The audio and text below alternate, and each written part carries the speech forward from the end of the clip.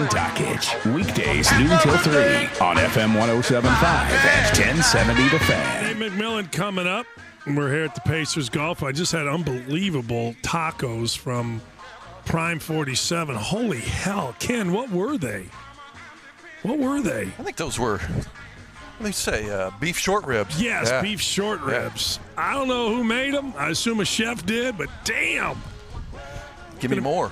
Give me more. We're going to be out at their golf outing on October the 8th. We'll be out at Crooked Stick for Prime 47. They've always been big sponsors. Oh, good. They've always been big sponsors of ours. Thanks to them for bringing the tacos. Celeste, don't even walk by and act like I don't see you, honey. How are you? Nice to see you. Anyway, we are out here waiting for Nate McMillan. He's going to call in. Coach McMillan is joining us now. Hey, Coach, first and foremost, man, in the coaching business, an extension is always good. Congratulations. It is, right? Yeah, well, thank you. Thank you for that. Well, we've all been there. I mean, we all been extended. We all been fired. So what the hell? I mean, one's better than the other, man. And well-deserved. Let me ask you, going into the last season, this time last year, what did you think about your team? And as it progressed, when did you kind of feel like, wait a second, this is pretty good? Well, I really didn't know. You know, it was just work in progress. We didn't know really what we had. We had a plan, you know, as far as the style of play that we wanted to create and bring to the floor, and we was able to accomplish that. I thought our guys came in prepared last year. They came in hungry. You know, it was a group that really built up a good chemistry and played the game the right way, and they just kept improving as the season went on. So, you know, the things that we were doing at the beginning of the season, we were playing good basketball, learning to play with each other. But by the end of the season, we understood exactly what, you know, guys were doing on the floor, what we needed to do. We had created that culture, and all of a sudden we go into the playoffs with good chemistry, playing good basketball, and, you know, play well in the playoffs against Cleveland. How important was Victor Oladipo in all that? He's a major part of it. He was one of the guys who certainly created the tempo that we played at last season. You know, he's a two-way player. You know, a guy that can create offense for you, as well as a guy that defensively was getting it done on the defensive end of the floor. You know, his ability to really establish and take advantage in one-on-one situations was a major key. You got to have that type of guy in this league that has the ability to create his own shot. And if he is doing that at a high rate, as Victor was doing last year, it's going to create double teams and create other opportunities for the rest of the team. So he was a major part of that. Coach Nate McMillan joins us fresh off a heck of a season, then a much-deserved extension. Myles Turner has been very public about going to work, developing his body. Was that kind of a mandate at the end of the year as you have sit-down meetings on what guys need to do? Was that kind of like, look, this is what you need to do, or has this been, you know, did he decide this on his own, or both? Well, it was both. It was both. You know, at the end of the season, we have exit meetings with our guys, and we talk about the season, and we talk about the off season and their plans for the summer. You know, we give them a program that we think they should follow during the off season. But Myles and Victor, a number of our guys, Domas, a number of our guys, you know, after you play, you know, 1, 2, 3, 4 years in the league, you get a better understanding of what you need to do in order to improve, you know, coming into the next season. And Myles, you know, really felt that he needed to bulk up, get a little stronger, you know, get into the weight room more, you know, this off season. You know, play a little bit more basketball this off season, and that's what he did. You know, after several years of playing at that center position, you know, really trying to learn what is needed. He felt he needed to get stronger. That was something that we told him, and it was something that, he experienced playing against these big, powerful centers that he has gone up against. So, it comes a point in your career, normally around, your fourth or fifth year, you figure out that, look, I need to work a little harder. I need to add this to my body, add this to my game, so that you can take that next step the next season. Victor did the same thing. Victor last year came in with that mindset that he need to, be more aggressive offensively. He was kind of put in that role, but he did those things, and you saw his game take another step.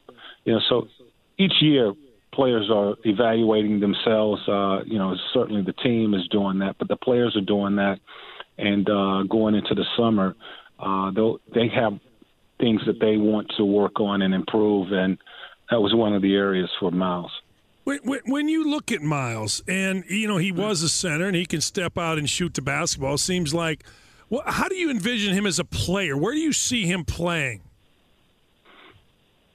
Where do I see him playing? Yeah, I mean, is he, even though he's going to get bigger, is he a center? Is he going to step out? I mean, it seems to me like the modern day center, unless you're 290. Myles isn't that. I mean, a stretch guy can be very effective, no? Absolutely, and he has the ability to do both, and we want him to do both. There are reads that he has to make out on the floor, but having a five-man that has the ability to step out and shoot, a 15-footer, certainly with the capability of stretching the floor to the three-point line, is an advantage. I mean,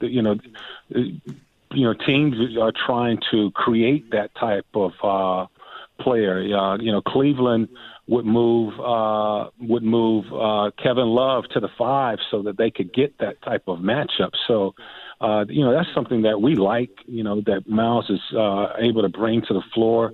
His mid-range jump shot is a high percentage shot for us, and his ability to stretch the floor and take some threes is an advantage for us. Offensively, the teams are switching a lot more. So developing, some post play, we wanted him to work on that a little bit more. But I love what he does. I love what he brings to the floor. We have some advantages with him and his ability to stretch the defense because of his ability to shoot the ball. Yeah, Coach Nate McMillan joins Four Winds Lakeside in Marina Hotline. You went out and got shooting. Bogdanovic pretty much, and Victor, obviously, Collison shoots the basketball. Modern day NBA, man, you can never have enough, right? That's the reason you went and got McDermott? Well, McDermott was a guy that was available out there, and as you just mentioned, you always want shooting. With this ability to, stretch the floor, coming off the bench, we like that. We like, adding Tyreek to our lineup, another guard that can create offense. Not only create for himself, but create offense for the rest of the guys. So we like that. So our new additions, Kyle Quinn, a big physical center. His ability to defend, rebound. He's a really good passer, can knock down a 15-footer. We like the new additions that we've added to our roster. Coach, last thing, and I'll let you go. Did you ever punch Mike Giomi in the head when you played with him? Mike G, hey, he had a head on him. So I know I punched him in the head when I played with him. I probably would have broke my fist doing something like that. Mike was Mike was a hell of a player. I mean, he was like one of these bigs that we have with the ability to handle the ball and could hit that 15-footer. Good passer.